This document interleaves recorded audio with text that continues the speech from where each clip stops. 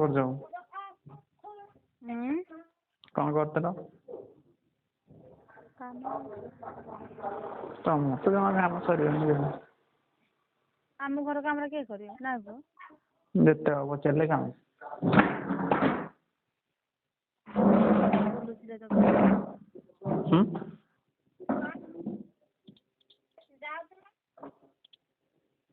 ଭଲ।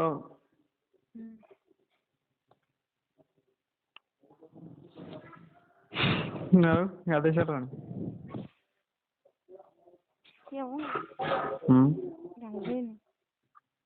ଆଉ କଣ କରୁଛ ଏତେବେଳେ?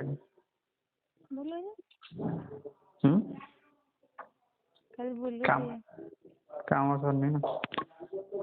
ସଫା କରାହଉଥିଲା ସବୁ। କଣ କି ହଉଛି? ସଫା ସପ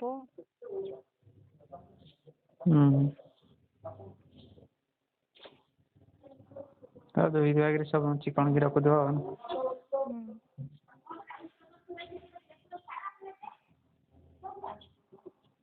ତ ସଫାସୁତୁରା ଟା ଆଗ ନା। ଆମର କିନ୍ତୁ ନହେଲେ ହେଇଯାଉଛି। ଆମର ସଫା ନହେଲେ ଚଳିଯାଉଛି।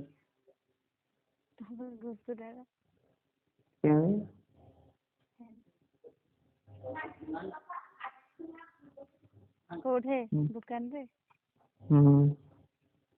ରିପେୟାର ହେଇଗଲା? ଚାଲିଛି, ଆଉ 2 ଦିନ ଲାଗିବ। ସେଇଠିକି ପୁଣି ନବ ଦୋକାନଟାକୁ?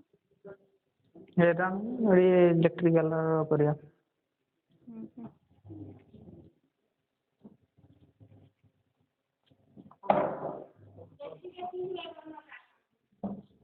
ଇଲେକ୍ଟ୍ରିକାଲ ରହିବ ଯୋଉ ଜିନିଷ ୱାରିଂ ଜିନିଷ ସବୁ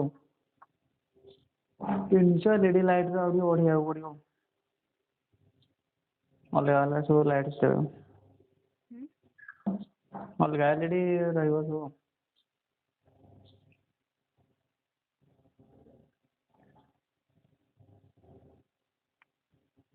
ଗ୍ରୋସରୀ ଏଠି ଚାଲିବନି, ଅଛି ଗୋଟେ ଦୋକାନ, 2ଟା ଅଛି। ଇଲେକ୍ଟ୍ରିକାଲ ହୋଲସେଲିଂ କଲେ ହବ ଆଉ। ପାର୍ଲରଟା ଦଉନ। କୋଉଠି? କହିଲି ସେଇପଟେ ଗୋଟେ ଘରଟେ ଦଉନ, ପାର୍ଲରଟେ ବନେଇବା। କୋଉଠି? କୋଉ ପଟ? କୁଆଡେ ତମର ଦୋକାନ ଯେ ସେଇଠି? ଆମ ରୁମ୍ ରେ କରିଦଉନ। ତମେ କଣ କରିବ? ତ ଗୋଟେ ସାଇଡ୍ ରେ ଗୋଟେ ଛୋଟିଆ ଜାଗା ନେଇଯିବ। ସେଇ ରୁମ୍ ଭିତରେ ହବନି? ପାର୍ଲରକୁ ଟିକେ ବଡ ଜାଗାଟେ ହେଲେ ହବ। କଣ ଗୋଟେ ମଣିଷ ବସିଲେ ହେଲା ଆଉ। 2ଟା ନା ଗୋଟେ? 2 ଜଣ ମଣିଷ ବସିବେ। ଜଣେ ତା କାମ କରିବ, ଜଣେ କାମ ଜଣେ ଚୁଟି ପାଇଁ ଆଉ ଜଣେ ଆଇବ୍ରୋ ସେପ୍।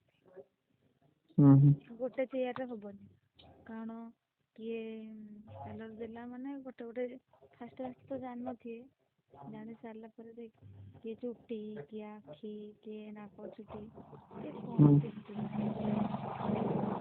କଣ ନାକ ଚୁଟି ବାହାରେ କି ତମର? ନାକ ଚୁଟି ପାଇଁ ଗୋଟେ ଥାଏ ବୁଲେଇ ଦେବେ କରନ୍ତି, ଚୁଟି ଦିଆଯାଉଛି। ନାକରେ ଯୋଉ ଛୋଟ ଛୋଟ ଚୁଟି ଥାଏ, କଲେ ଭଲ ନୁହଁ, ସବୁବେଳେ କରିବାକୁ ପଡିବ। ତମମାନଙ୍କର ବାହାରେ? ମୋର ମୁଁ ଦେଖୁଛି, ଏଇ ଛୋଟ ଛୋଟ ମୁହଁରେ ଯେମିତି ମଝିରେ 1-2ଟା ବାହାରି ବଡ ହେଇଯାଇଥିଲା। ବଡ ନାହିଁ, ହେଲେ ଛୋଟ ଛୋଟ। ବଡ କହିଲେ ଚୁଟି ଭଳିଆ ବଢିବ, ହେରା ଯାହାର ବଢିଆ ହେଇଯାଇଛି ଆଉ। ଯୋଉ ମୋର ଲୋମ ନାହିଁ ଦେହରେ। କେମିତି? କାଖ ତଳେ ନାହିଁ? ନା। କେମିତି? କେଜାଣି ମୋର ହରମୋନ୍ ନାହିଁ ବୋଧେ। ସେଟା ତ ଯାହାହେଲେ ବାହାରିବା କଥା। କାଟି ଦିଅନ୍ତି ବୋଧେ ଇଞ୍ଜେକ୍ସନ? କାଟି ଦିଅନ୍ତି। କାଟିଲେ ଏରା ପୁଣି ଯେତିକି କାଟିବ ସେତିକି। ଟିକେ କାଟିଲେ ଟିକେ ଅଧିକ ବାହାରିବନି।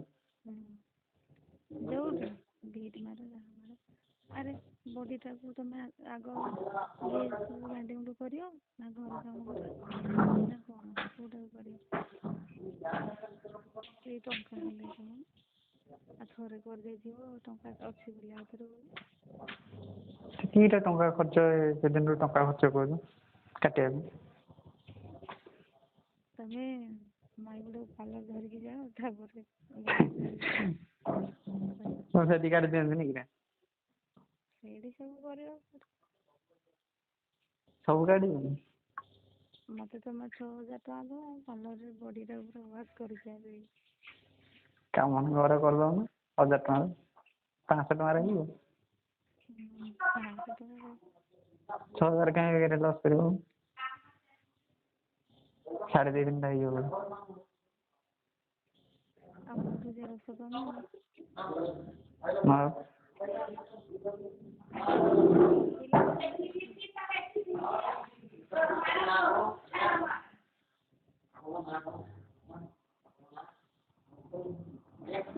ଟଙ୍କା ଅଧିକ ଖର୍ଚ୍ଚ ନହେଲେ କିରା କରିବ। 50,000 ପାଉଛ 10,000 ଧରିକି ପଳେଇବ ପାର୍ଲର ନା। ତାଙ୍କ ସ୍ୱାମୀ ମାନେ ସେଥିପାଇଁ ଦେଇ ଦଉଛନ୍ତି। ମୁଁ କ'ଣ ତମେ ତ ନିଜେ କରିବ ତମକୁ ଟିକେ ଆସିବ ତମକୁ ଦେବେ ଆଉ। ନାଇଁ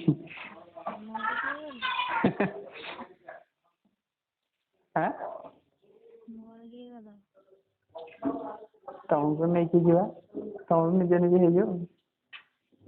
ଆସିଷ୍ଟାଣ୍ଟ ଗୋଟେ ରଖିଦେଲେ ସିଏ କରିଦବ ତମେ ତାକୁ କରିଦବ ସିଏ ତମକୁ କରିଦବ।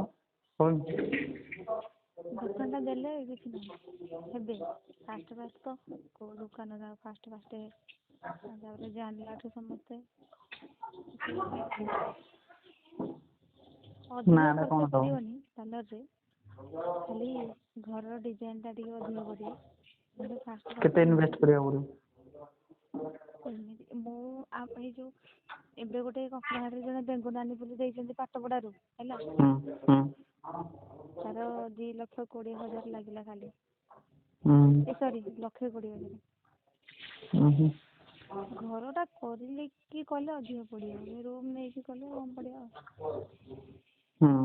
ସେ ରୁମ୍ ନେଲେ ନା ଘର କଲେ? ଆଗ ପଟ ଗୋଟେ ମିରର ଲାଗିବ, ବଡ଼ ମିରରଟେ ଗୋଟେ ଲାଗିବ ସେତିକି, ଆଉ ହ୍ୱିଲ୍ ଚେୟାରଟେ ସେଇ ଦିଟା ଦି ଜଣ।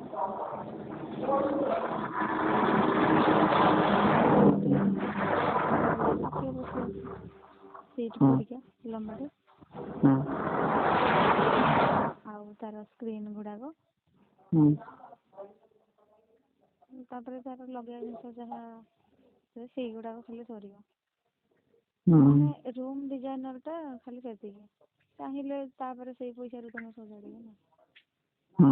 ଷ୍ଟାର୍ଟିଂରୁ ଫେସିଆଲ୍ ଜିନିଷଟା ଆଣିବନି, ଡେଟ୍ ଫେଲ୍ ହେଇଗଲେ ଖରାପ। ମୁଁ ଗୋଟେ ରୁମ୍ ଡିଜାଇନର କଥା କହିଲି, ତାପରେ ସେଟା ଆଗ ଆଣିବନି, ଦେଖିବ କୋଉ ଅନୁସାରେ କେମିତି ହଉଛି ତାପରେ ଆଣିବ।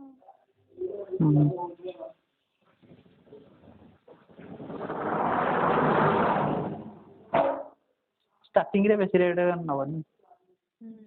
ଷ୍ଟାର୍ଟିଂରୁ 6-7 ମାସ ଲୋକଙ୍କର ଷ୍ଟାର୍ଟିଂରେ କଷ୍ଟମର ବଢ଼ାଅ, ରେଟ୍ କମାଅ। ଟିକେ ଫେମସ୍ ହେଇଗଲାଠୁ ରେଟ୍ ବଢ଼େଇ ଦିଅ, କଷ୍ଟମର କମେଇ ଦିଅ। ବିଜନେସର ପ୍ରୋସେସଟା।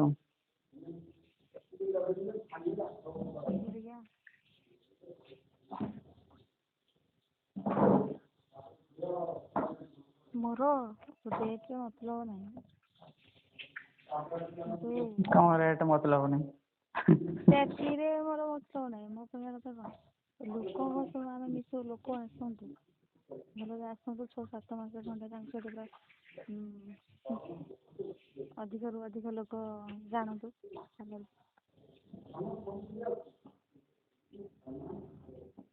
ଅଧିକ ହେଲେ ଆମର ଏପଟେ ଆସିବେନି, କିଏ ଯାଉଛି ଚାଲ ମାରିଦିଅ ଫେସୱାସ୍ ଗୋଟେ ଆଣିକି କ୍ଲିନ୍ ଆଣ୍ଡ କ୍ଲିୟର୍ ସର। ଦୋକାନ ତ ମିଳିଯାଉଛି, ଆଣିକି ଲଗେଇଦବ ସରିଲା ଆଉ। ଆମର ଏପଟେ ସେମିତି କରିଦଉଛନ୍ତି ବୋଧେ ନାଇଁ ସେପଟେ ଗୋଟେ ଗୋଟେ ଅଛି ବୋଲି ସେପଟେ ପଳଉଛନ୍ତି ପାଖରେ ଆଉ।